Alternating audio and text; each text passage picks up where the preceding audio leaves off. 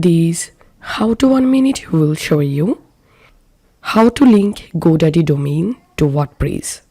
Follow this step-by-step guide to install WordPress in your Godaddy domain. Log into your Godaddy account and come to this All Products page. And here, make sure to purchase a domain from Godaddy. So right now, I'm going to install WordPress in this domain. So I'm scrolling down and clicking on web hosting. And here we can see my domain. I'm clicking on manage. Now click on install application. And here scroll down and search for WordPress. Click on WordPress. And all you have to need to install WordPress in Godaddy domain, click on install this application.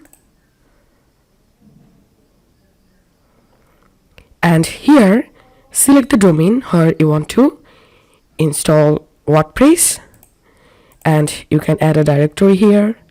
You can change WordPress version from here and customize these settings according to your requirements. Enter here WordPress admin username and password.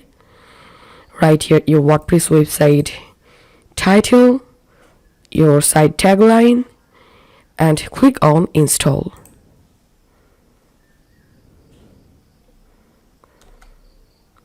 It may take some time to completely install WordPress in your domain.